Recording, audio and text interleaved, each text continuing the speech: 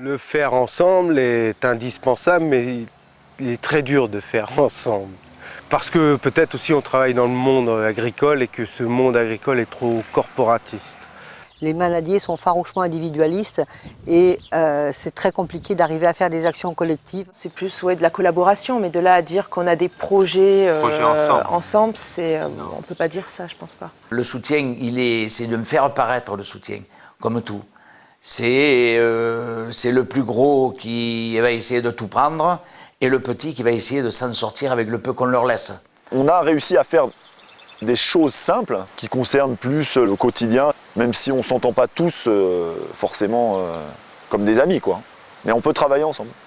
Ensemble, on est beaucoup plus, à la fois plus fort et plus intelligent. Dans n'importe quel groupe, le fait de confronter des idées, de scoltiner des oppositions, ça permet de dire j'ai peut-être pas raison, l'autre, ça m'a énervé ce qu'il a dit, mais finalement, à la réflexion, c'est lui qui me fait avancer, quoi. Nous, par exemple, en tant qu'agriculteurs, on arrive à s'entendre pour s'échanger des productions, pour aller à des réunions sur des projets. C'est assez restreint, tu travailles toujours avec les gens avec qui tu as les meilleures idées. Nous, on est sur des CUMA où on travaille en entraide, mais ça ne se fait pas tout seul. Peut-être qu'il y a quelques années, on passait des contrats moraux et ça a coulé de source. Maintenant, on est obligé d'écrire les choses, de faire des règlements intérieurs, de dire, voilà, toi, tu as 100 hectares, eh ben, tu vas travailler tant de jours et fournir tant d'heures de tracteur. Alors, un des très bons exemples de vivre ensemble en Camargue, c'est le rôle dans les manades des gardiens amateurs, qui sont des cavaliers qui ont une autre profession, bien entendu. Donc, dans les amateurs, il y a toutes les catégories socio-professionnelles, de l'ouvrier au PDG, en passant par le boulanger ou le pharmacien ou l'électricien. Et quand on est à la manade, tout ça ne compte pas. Tout le monde est au même rang, au même niveau. Et ça permet justement une amitié très forte entre des gens de conditions sociales complètement différentes qui, en dehors des taureaux, justement, n'auraient pas eu l'occasion de se rencontrer et de s'apprécier. Il y a un profond désir de créer un lien social entre tous et de faire des choses ensemble, un verger, des jardins collectifs, des actions pour les personnes âgées, des actions pour la sauvegarde du patrimoine. Ce que j'essaie de faire, c'est de travailler avec les compétences qui sont ici. C'est-à-dire l'important, je trouve, c'est que c'est pas qu'on ait des bacs plus 25, mais c'est qu'on ait quand même des compétences multiples et qu'on puisse comme ça être complémentaires sur un même territoire. Parce qu'on a le problème du déplacement. C'est-à-dire qu'aujourd'hui, si j'ai besoin d'un boulon de 12, eh ben, ça me coûte 1 heure. C'est idiot, mais c'est comme ça. Sur un territoire, pour moi, je trouve ce qui est bien, c'est qu'on ait à la fois des services et des contacts sur un réseau proche, quoi.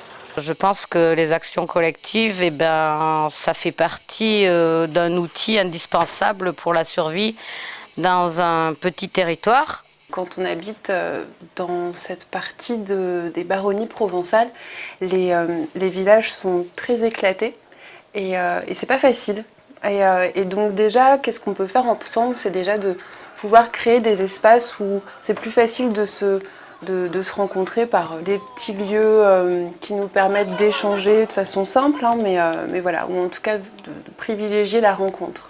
Moi, dans le Haut-Guil, je suis au bout du bout, et c'est pour ça aussi que je pense que je vais chercher les compétences des uns et des autres, parce que toute seule ici, je peux pas tout faire, c'est pas possible. Pour moi, ça va de soi qu'il faut faire ensemble, justement.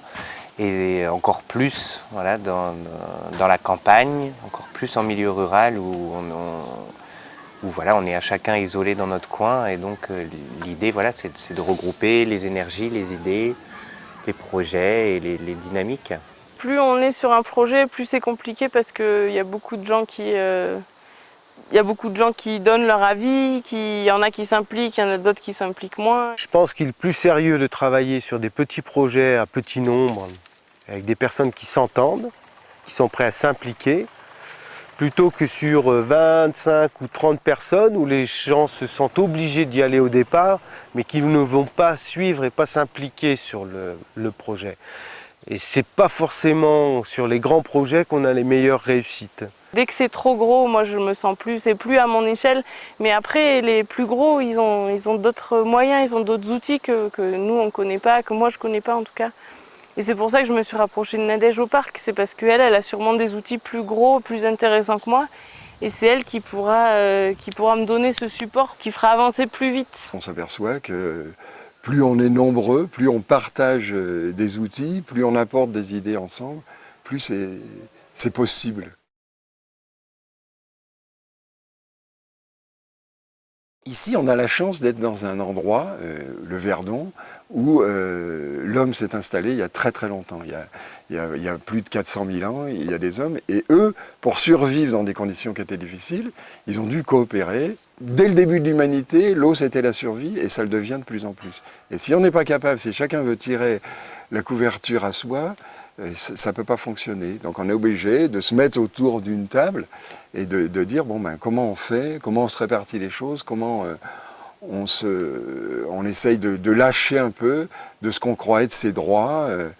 Et les gens parlent souvent de droits et jamais de devoirs. Après les terres de Cadonnet, elles sont quand même porteuses de finances et riches. Donc comment engager un changement pour libérer des terres pour nourrir les habitants? On est dans la même idée d'accompagnement du changement pour continuer à sculpter des paysages, un patrimoine comme on aimerait le faire. Le terrain, c'est le nerf de la guerre de ce territoire. Très convoité par l'immobilier, par la construction, tant qu'on arrivera à préserver nos terres agricoles, le territoire sera préservé, nos vaches aussi. Je pense qu'on peut peser dans la balance et dire qu'on existe et protéger nos terres. Les terres agricoles aux alentours des villages sont importantes et ne doivent pas partir en construction comme ça. Tourisme, agriculture, il faut trouver le bon équilibre. Pour passer de ce territoire hérité à ce territoire digéré, eh bien, il est très important d'aller sur le terrain. Et alors, pour des élèves qui sont peut-être du coin, du village, du lieu, aller ensemble sur le terrain et leur faire découvrir certaines choses, c'est une autre manière de voir le territoire qu'ils connaissent depuis toujours. Une autre manière de le voir, une autre manière de le questionner, une autre manière de l'appréhender, de l'aborder. Ça participe véritablement à cette dynamique d'appropriation du territoire. Et puis, d'avoir une réflexion sur c'est quoi demain, quoi. C'est quoi demain pour nous, qu'est-ce qu'on a envie ensemble que devienne ce territoire et qu'est-ce qu'on a envie de vivre ensemble, quoi.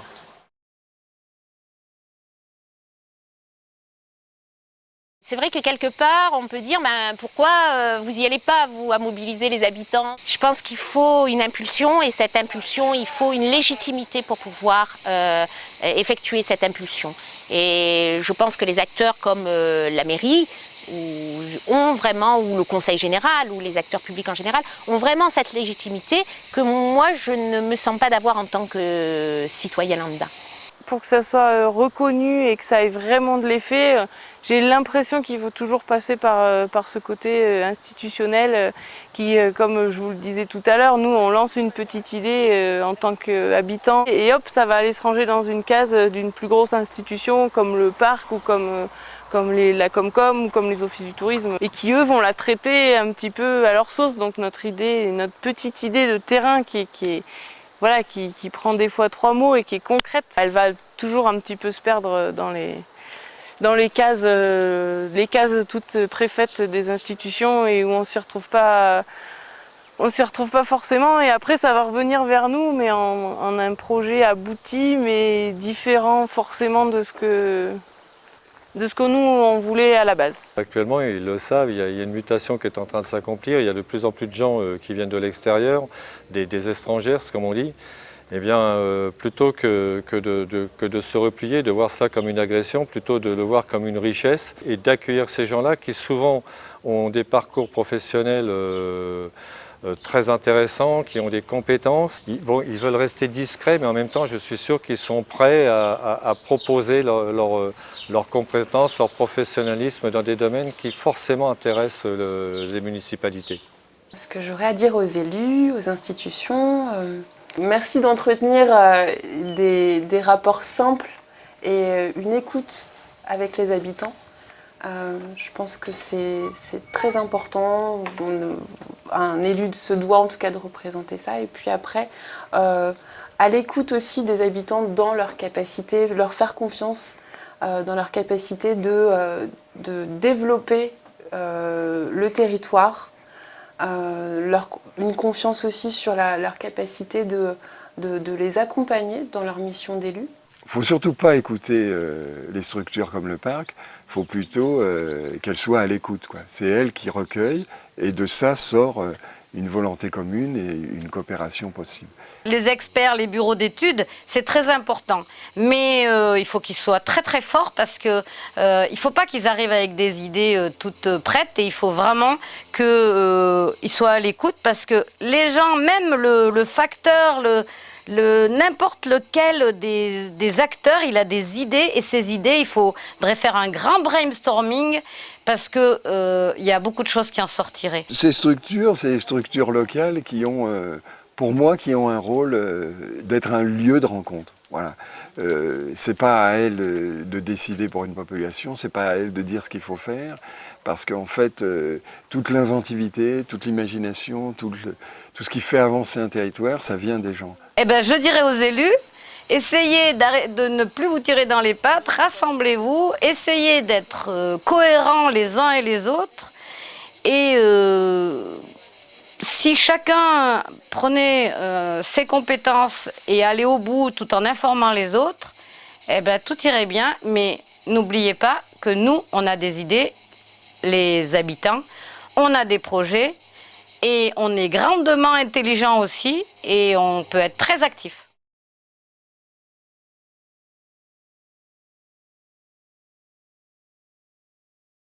Alors, entre le parc et les habitants, je pense qu'on ne pourra pas faire l'économie de tension, d'incompréhension.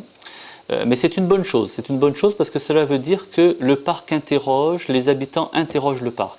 Le parc doit être une structure au service des habitants pour leur rappeler qu'un territoire doit être géré. Un territoire comme le nôtre est appelé à être géré. Pourquoi? Parce qu'il en va de des activités humaines et il en va du patrimoine naturel, culturel que l'on va laisser aux générations futures. Par rapport au parc, c'est un outil qui est très important et qui est souvent mal jugé parce que mal connu. Souvent les gens prennent le parc comme quelque chose de réglementaire, de punitif, mais en réalité c'est un outil et il faudrait vraiment apprendre à s'en servir. Et pour apprendre à s'en servir, il faudrait que les habitants le connaissent mieux, connaissent mieux ce qu'il peut apporter à chacun d'entre nous. Et souvent, les techniciens du parc sont un petit peu loin de la population. Vraiment un lieu d'agglomération où il y a une mayonnaise qui prend, à condition que les gens puissent avoir le droit à la parole, qu'on les écoute et qu'on n'arrive pas avec des règles, des trucs tout faits, quelque chose qui arrive du haut et qui est imposé. Le parc est très grand, donc on vient aussi de territoires un peu différents qui n'avons pas les mêmes problématiques, donc ça permet une rencontre. Je trouve que ça peut être un élément fédérateur en fait, le parc. C'est des structures démocratiques. On peut adhérer à un parc quand une commune, demander à une commune quand est-ce qu'elle a adhéré à un département. On ne leur a jamais demandé le choix. Donc c'est vraiment une des rares structures démocratiques où on peut entrer, sortir, dire son point de vue, les envoyer promener, parce qu'ils n'ont pas de droit sur vous, hein, ils n'ont presque que des devoirs. Bah voilà, je suis super content qu'il y ait plein de monde.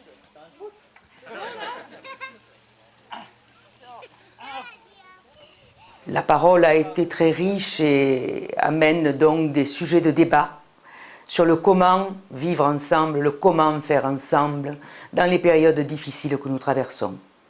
La réponse, nous ne l'avons pas, elle vous appartient. À mon avis, l'utilité de la démarche serait de redonner du sens à nos actions afin que les habitants participent et se retrouvent dans les projets que nous accompagnons. Comment construire collectivement et durablement, voilà la question. Quel est l'avenir de nos parcs dans les 20 ans qui se profilent? Aujourd'hui, les défis que nous lancent les habitants des territoires dans leurs interviews ne pourront être relevés qu'avec leur participation, d'une façon collective, une concertation concrète au niveau national.